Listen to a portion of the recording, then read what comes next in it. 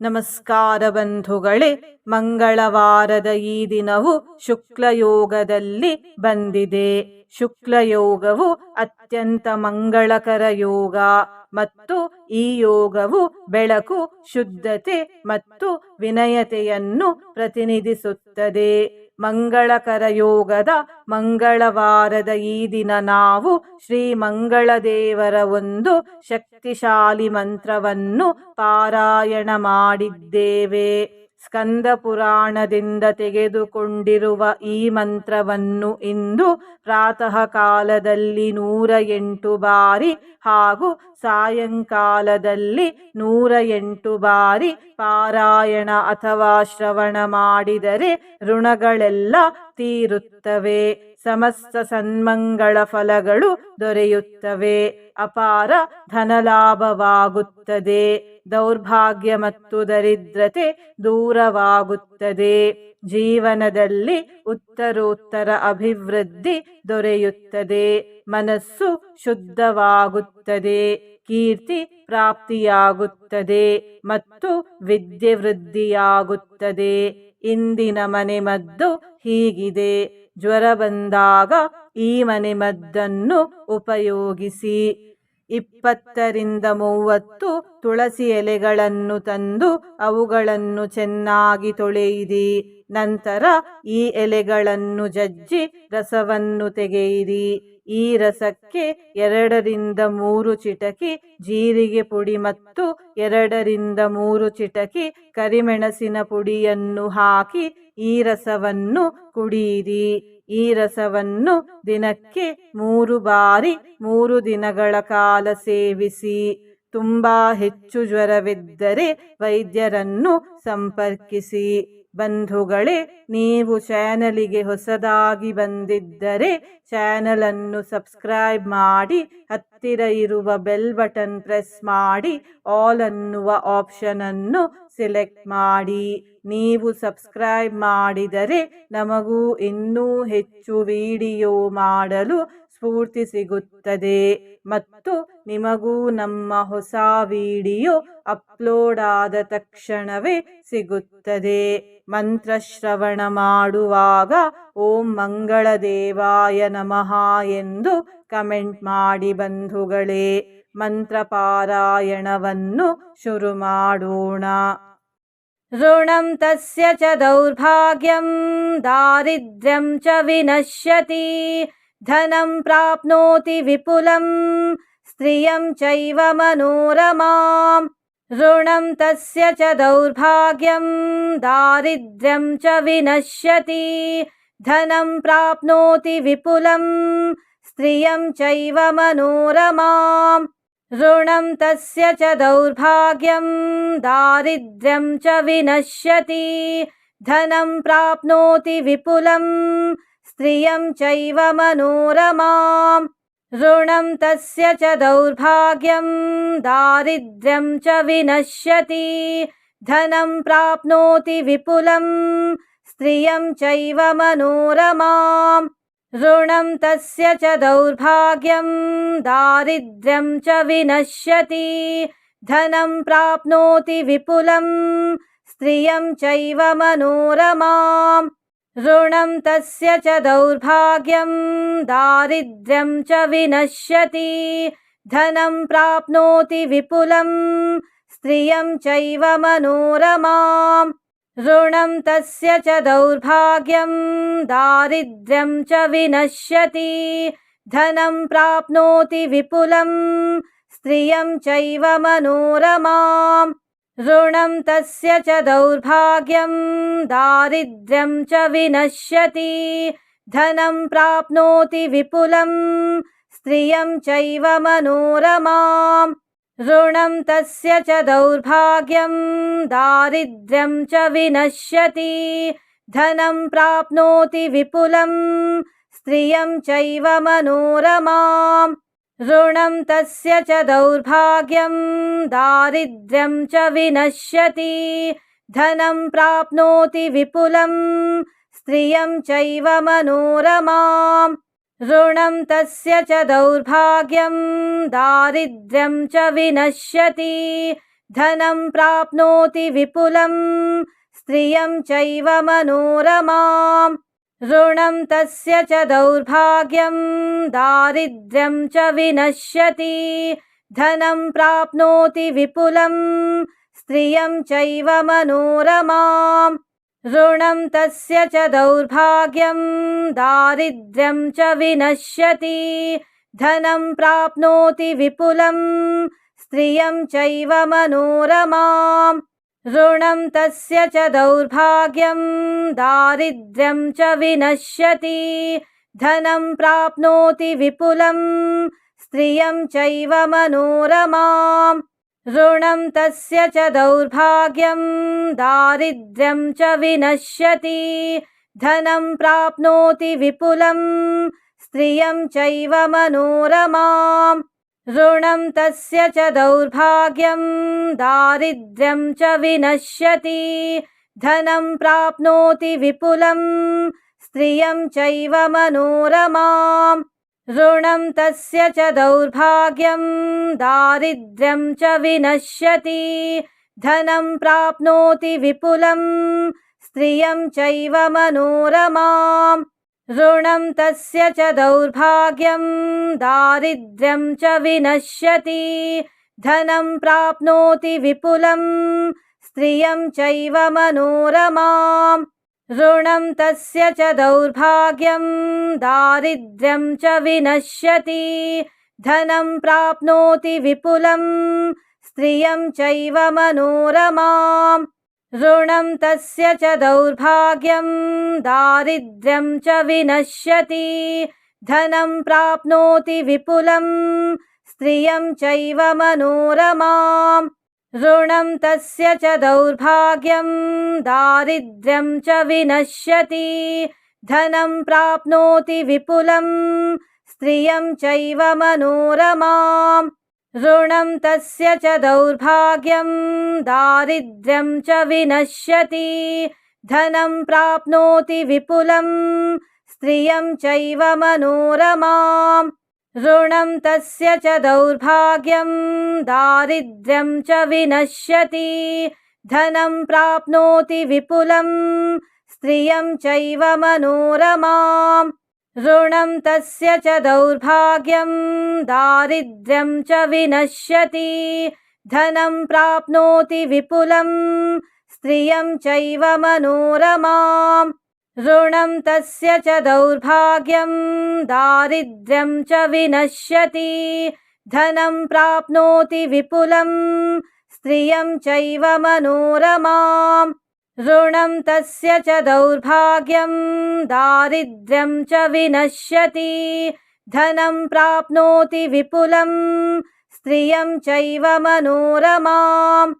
ऋणं तस्य च दौर्भाग्यं दारिद्र्यं च विनश्यति धनं प्राप्नोति विपुलं स्त्रियं चैव मनोरमाम् ऋणं तस्य च दौर्भाग्यं दारिद्र्यं च विनश्यति धनं प्राप्नोति विपुलं स्त्रियं चैव मनोरमाम् ऋणं तस्य च दौर्भाग्यं दारिद्र्यं च विनश्यति धनं प्राप्नोति विपुलं स्त्रियं चैव मनोरमाम् ऋणं तस्य च दौर्भाग्यं दारिद्र्यं च विनश्यति धनं प्राप्नोति विपुलं स्त्रियं चैव मनोरमाम् ऋणं तस्य च दौर्भाग्यं दारिद्र्यं च विनश्यति धनं प्राप्नोति विपुलं स्त्रियं चैव मनोरमाम् ऋणं तस्य च दौर्भाग्यं दारिद्र्यं च विनश्यति धनं प्राप्नोति विपुलं स्त्रियं चैव मनोरमाम् ऋणं तस्य च दौर्भाग्यं दारिद्र्यं च विनश्यति धनं प्राप्नोति विपुलं स्त्रियं चैव मनोरमाम् ऋणं तस्य च दौर्भाग्यं दारिद्र्यं च विनश्यति धनं प्राप्नोति विपुलं स्त्रियं चैव मनोरमाम् ऋणं तस्य च दौर्भाग्यं दारिद्र्यं च विनश्यति धनं प्राप्नोति विपुलं स्त्रियं चैव मनोरमाम् ऋणं तस्य च दौर्भाग्यं दारिद्र्यं च विनश्यति धनं प्राप्नोति विपुलं स्त्रियं चैव मनोरमाम् ऋणं तस्य च दौर्भाग्यं दारिद्र्यं च विनश्यति धनं प्राप्नोति विपुलं स्त्रियं चैव मनोरमाम् ऋणं तस्य च दौर्भाग्यं दारिद्र्यं च विनश्यति धनं प्राप्नोति विपुलं स्त्रियं चैव मनोरमाम् ऋणं तस्य च दौर्भाग्यं दारिद्र्यं च विनश्यति धनं प्राप्नोति विपुलं स्त्रियं चैव मनोरमाम् ऋणं तस्य च दौर्भाग्यं दारिद्र्यं च विनश्यति धनं प्राप्नोति विपुलं स्त्रियं चैव मनोरमाम् ऋणं तस्य च दौर्भाग्यं दारिद्र्यं च विनश्यति धनं प्राप्नोति विपुलं स्त्रियं चैव मनोरमाम् ऋणं तस्य च दौर्भाग्यं दारिद्र्यं च विनश्यति धनं प्राप्नोति विपुलं स्त्रियं चैव मनोरमाम् ऋणं तस्य च दौर्भाग्यं दारिद्र्यं च विनश्यति धनं प्राप्नोति विपुलं स्त्रियं चैव मनोरमाम् ऋणं तस्य च दौर्भाग्यं दारिद्र्यं च विनश्यति धनं प्राप्नोति विपुलं स्त्रियं चैव मनोरमाम् ऋणं तस्य च दौर्भाग्यं दारिद्र्यं च विनश्यति धनं प्राप्नोति विपुलं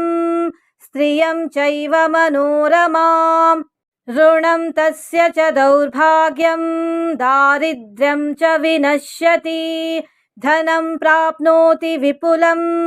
स्त्रियं चैव मनोरमाम् ऋणं तस्य च दौर्भाग्यं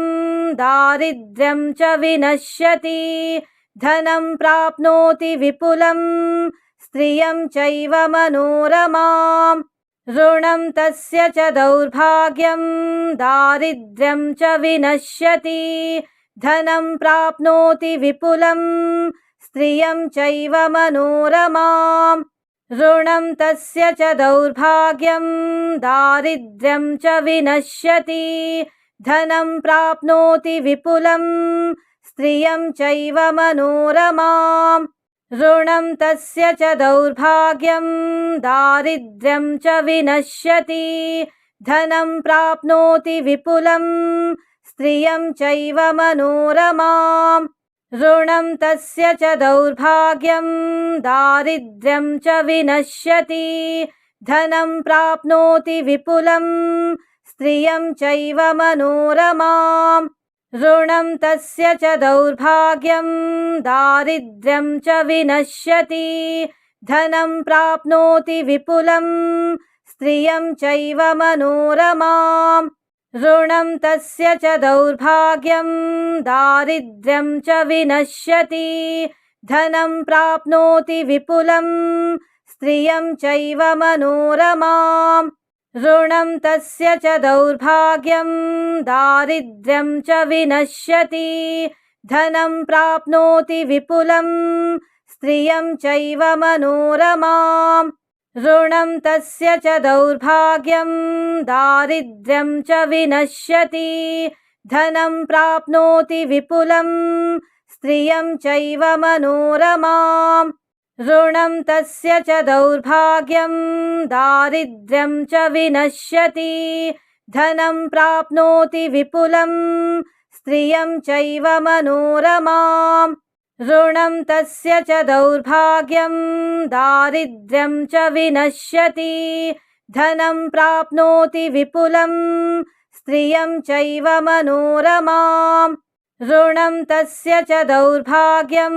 दारिद्र्यं च विनश्यति धनं प्राप्नोति विपुलं स्त्रियं चैव मनोरमाम् ऋणं तस्य च दौर्भाग्यं दारिद्र्यं च विनश्यति धनं प्राप्नोति विपुलं स्त्रियं चैव मनोरमाम् ऋणं तस्य च दौर्भाग्यं दारिद्र्यं च विनश्यति धनं प्राप्नोति विपुलं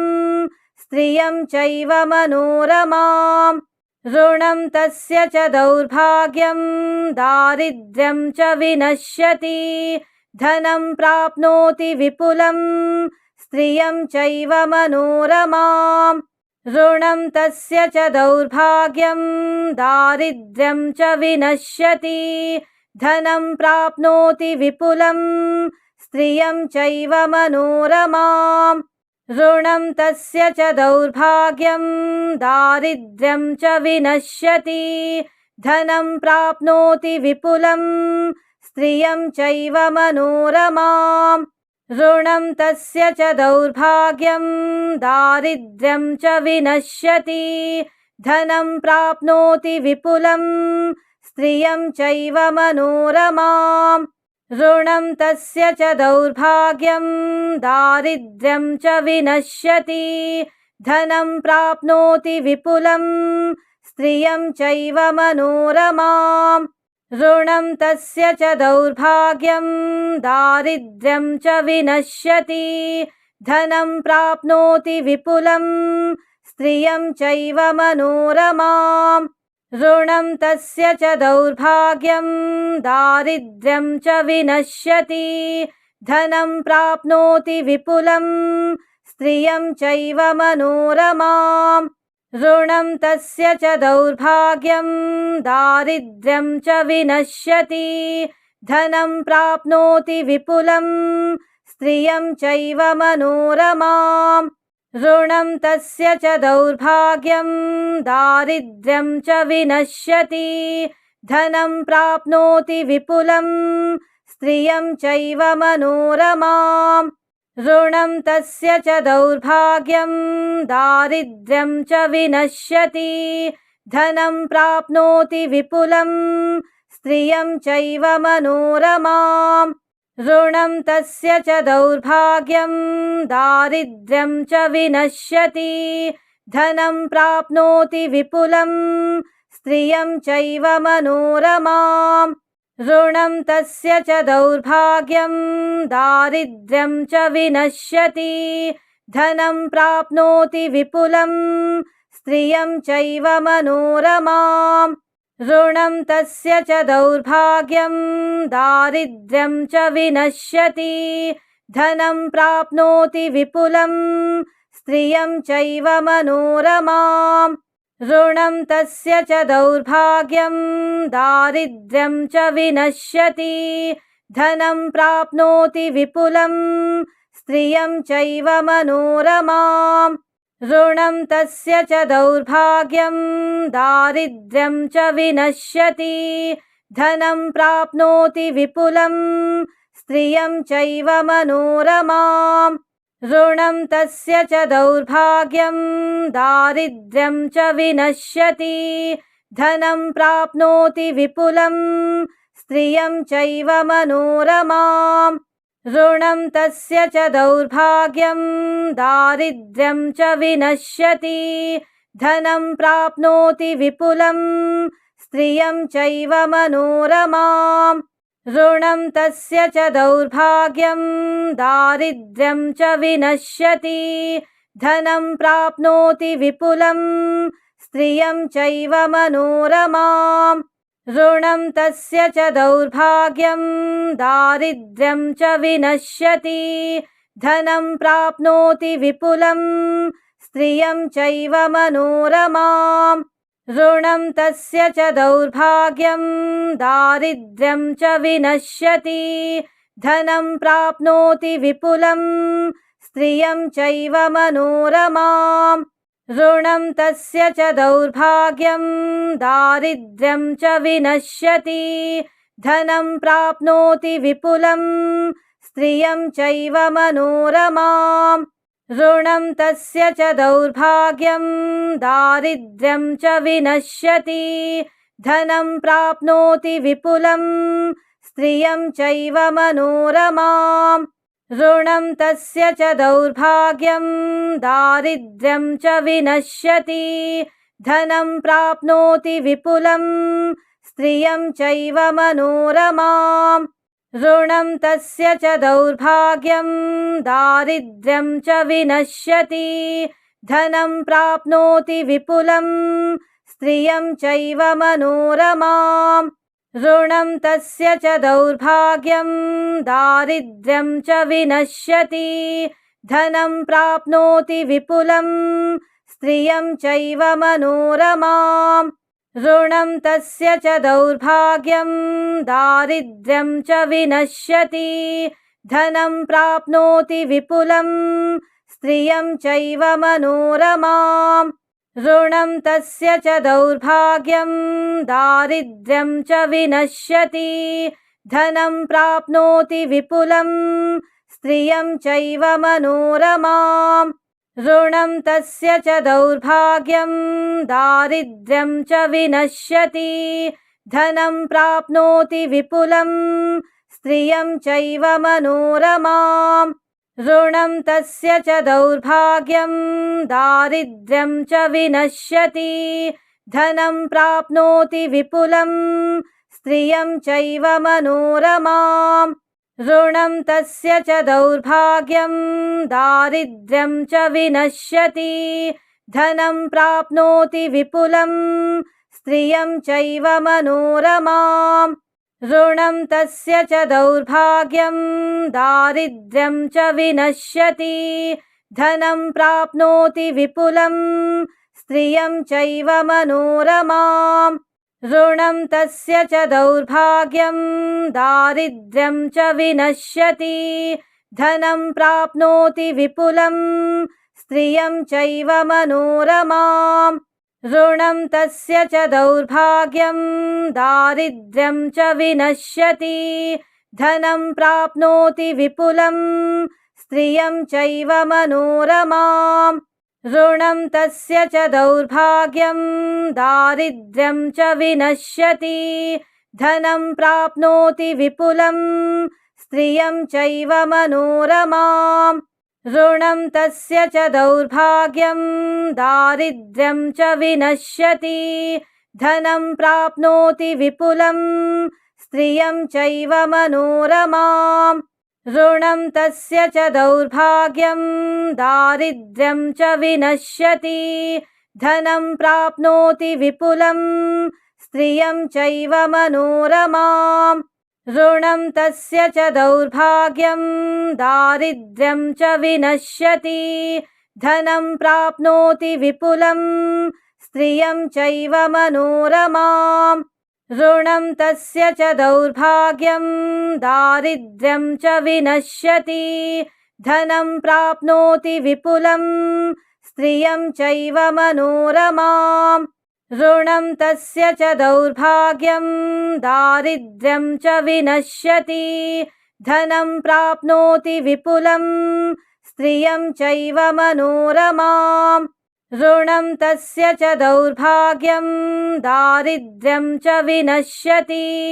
धनं प्राप्नोति विपुलं स्त्रियं चैव मनोरमाम् ऋणं तस्य च दौर्भाग्यं दारिद्र्यं च विनश्यति धनं प्राप्नोति विपुलं स्त्रियं चैव मनोरमाम् ऋणं तस्य च दौर्भाग्यं दारिद्र्यं च विनश्यति धनं प्राप्नोति विपुलं स्त्रियं चैव मनोरमाम् ऋणं तस्य च दौर्भाग्यं दारिद्र्यं च विनश्यति धनं प्राप्नोति विपुलं स्त्रियं चैव मनोरमाम् ऋणं तस्य च दौर्भाग्यं दारिद्र्यं च विनश्यति धनं प्राप्नोति विपुलं स्त्रियं चैव मनोरमाम् ऋणं तस्य च दौर्भाग्यं दारिद्र्यं च विनश्यति धनं प्राप्नोति विपुलं